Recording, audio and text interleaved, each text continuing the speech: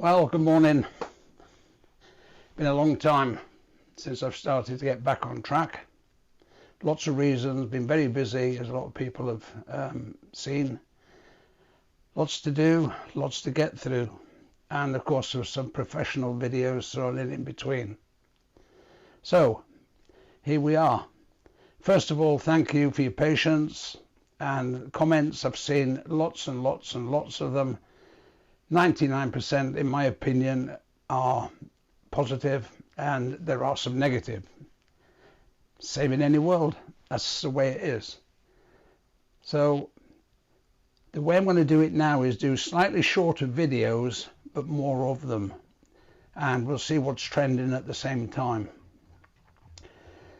So your thoughts, your comments, and any ideas you have for videos, throw them in, and I'll just bring you up to date of where I am right now. Lockdown starts and lockdown finishes it around about the 2nd of December, if you believe that. So, bit of an introduction, and then I'll crack on with the video. As you notice, Rusty Firmin SAS TV, that is my channel on YouTube. Nearly 15,000 subscribers now in a few months, which is absolutely brilliant. Let's try and get up to 16,000 as soon as possible, and you guys can help me get there. The channel itself is going really well, and if you look at the watch time in minutes and all the rest of the stuff, for the people who keep sending in messages to me, you're the guys that make that happen. Thank you. My website, if I just mention it now, is www.rusty-firmin.org, and then put /shop, and on there you'll see what I'm getting up to. My book's on there for sale. I sign and send everything from home. You order, you pay, I sign and send. Simple. Go, Go, Go. The definitive story of the Iran Embassy siege back in 1980. I have the books. It's also on Audible. So take a look. From that book, the film 6 Days came about. That came out in 2017. It's on Netflix. Jamie Bell plays Rusty Firmin in that particular film. The regiment, 15 years in the SAS. That came out a couple of years ago. Doing extremely well. And that's my life story up until, really, I left the regiment in 1992. That's also on Audible now, if anybody's interested. On the normal Audible platforms that you get them from, just check them out. I've started my third book from 1992 until present. Let's see what happens with the proposal for that book. There's a lot to go into it. There's Prince. The one behind me is a classic. That's me with no gloves in the middle, and taken by police snipers. They're on my website as well. Take a look. I sign and send them from home, as I will be later on today. Don't be frightened, guys. Take a look. Our Facebook page has nearly 7,000 people on it. Absolutely brilliant in a short space of time. We're going for more. All you have to do is get like-minded people as yourselves, have a word with them, and tell them to ask if they want to come onto the page. All they have to do is ask. We'll check them out, take them on. No waltz, please. I'll come on to waltz later. Okay, no waltz. It generally lasts 5 minutes and then they're gone, if they get through the net. That's always a fun bit. So there we are, and the name of the page is SAS, Special Air Service, Militaria, and Collectors page. Find that on Facebook, see what happens. New in. Tonight, I believe, at 8 o'clock, my interview is on Expat Radio. It's a repeat of the live one I did last week. And with that, I've been asked by Expat Radio, which is in about 110 countries, would you believe, if I'd like to do my own show on there, the radio show. I will host it. I took 5 minutes, then I spoke to a few people. So a big thank you to Dave, Lorraine, for even thinking that I could do it. So it's another challenge, and hopefully I'll start that in a few weeks, just tying up some details on that one. That's Expat Radio. And tonight, 8 o'clock, hopefully, or thereabouts, is going to be the repeat of last week's radio show. What I'd like to talk about now, I'm going to do it in two pieces probably, is SAS, friendship and camaraderie. Often been asked the question, how do you get on with people? How did you meet him? You've had to live together in close confined spaces. And when I go through the list now of how it starts, SAS, friendships and camaraderie. Selection is obviously, when you do selection for the SAS, that is the first time you normally meet some of these characters that, unbeknown to you, you're going to spend arguably the rest of your lives, as long as we live, together.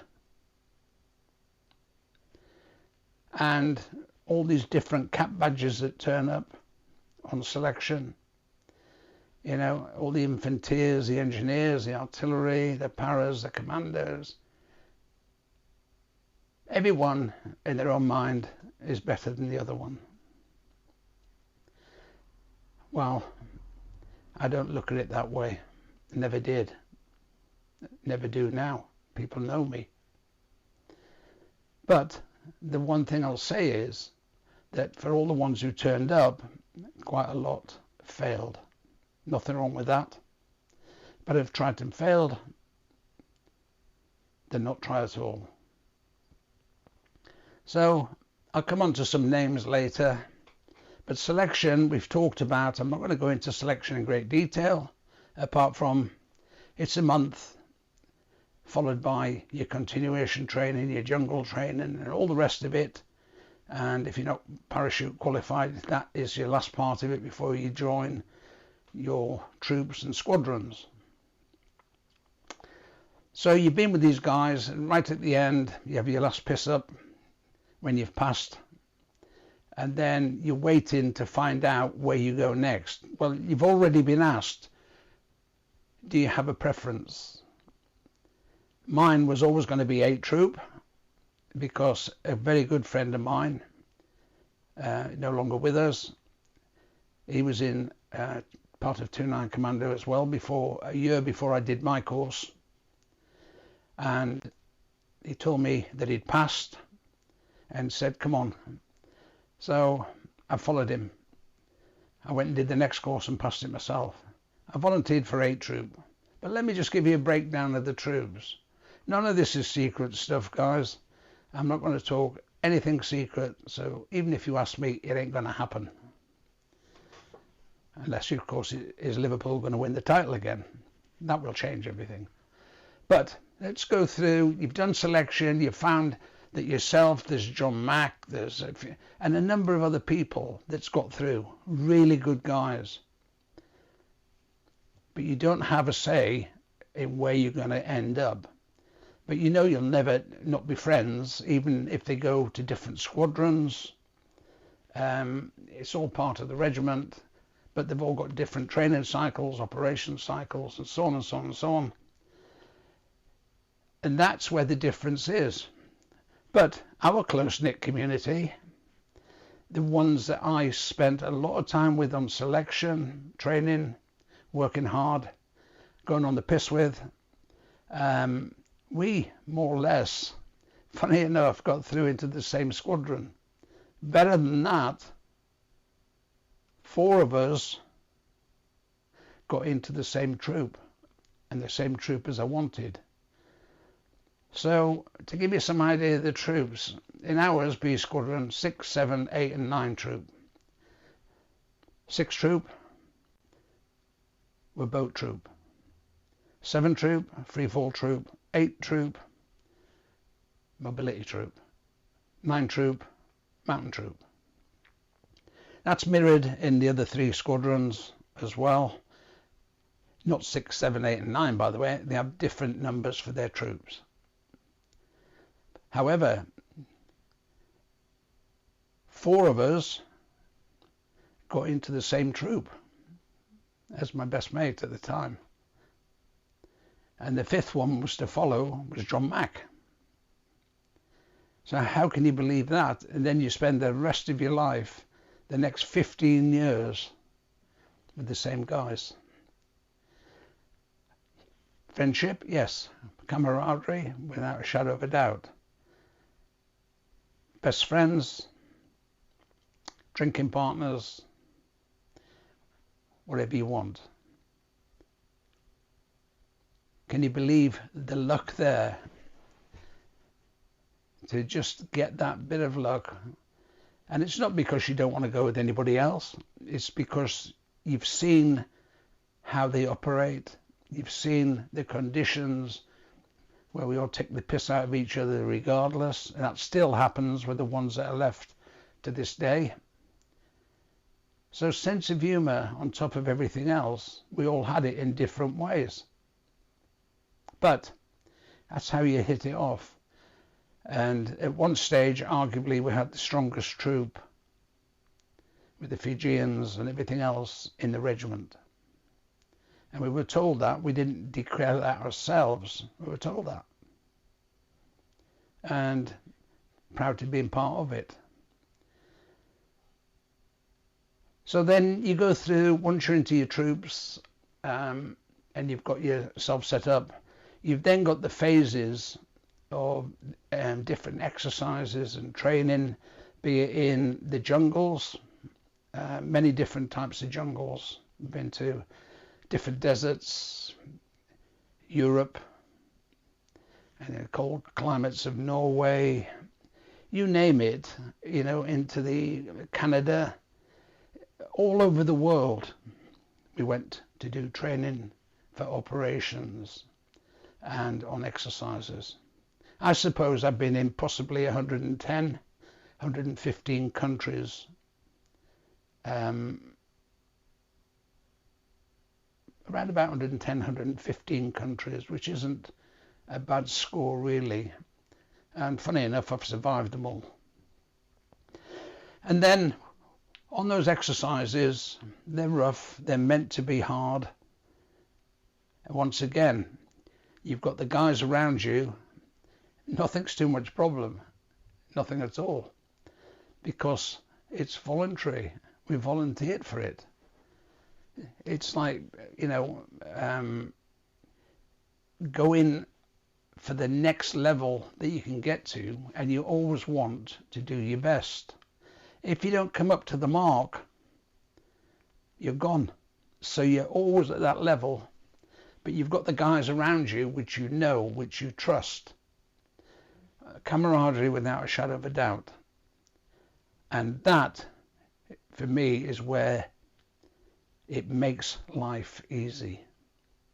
I don't need to go around and kick somebody up the arse. Nobody needs to kick me up the arse to motivate me. I'm still motivating myself now and glad to help others, which they say I'm an inspiration to right now, all those years on. It was never there in the first place, I can tell you that. I had to work to get to where I am. Nobody said it was going to be easy. And sure enough, it never was easy. It's not easy now, So we've got the same guys And this will be going on, different squadrons, different troops, different, everything will be happening this exactly the same. I'm just privileged, in my opinion, to have been an 8 troop. And that's that. So then you go into the operations. In my day, we could only do what we done. You exercise, train, everything else, you're getting ready for the next operation. Counter-terrorism, I've done quite a few tours on the counter-terrorism team. And I've done the assault team, as you know, 1980 and so on. They ran an embassy siege. I've been a sniper, and I was the team ops manager, as they called it. So I'm pretty much clued up, or was clued up, on the counter-terrorism side of life. Enjoyed it more than anything else. I loved working in counter-terrorism. Then there was Northern Ireland, many tours in Northern Ireland. I can't really speak about that fully, not just yet anyway. But suffice to say, I've done probably more than my fair share there. Met some really nice people, and there's some horrors. It's a different story. Then, of course, there was the Falklands in 1982, and you've got all your mates around you. You got this suicide mission that we were going to do, and then you find out a helicopter incident kills 19 of your guys in an instant, a heartbeat. They were guys I knew. Okay, remembrance has just been and gone. I did my remembrance last Thursday the 8th over at a place called Princetown, right in the centre of Dartmoor. Great turnout for a small place. Guys I knew, ex-commanders and stuff, showed up, and we had a good service to remember the fallen. And 2 minutes silence, yes. Later on, half a bottle of whiskey, I suppose. It fell onto me, and I had to drink it. However, sad times, but you remember the good times. And this is what today's talk is about. It's not bullshit. It's about what happened, how we met, how we stayed friends, how some departed earlier than others, and yesterday we remembered yet again what happened. So, with that, I'll finish on today's note. Not very long, 20 minutes more or less, but I'll be putting another one together tomorrow which will follow this one for the rest of everything we did together, to let you see how the friendships, camaraderie, and just how we cope with life in difficult circumstances, but still ended up smiling at the end of it.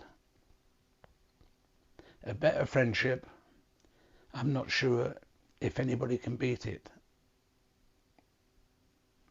I'm giving you my story. So once again, I'll be back with another one, and I promise you now there won't be the big gaps, certainly not through lockdown. That was circumstances, and hopefully we'll catch up again probably by Sunday as a follow-on. Who dares wins.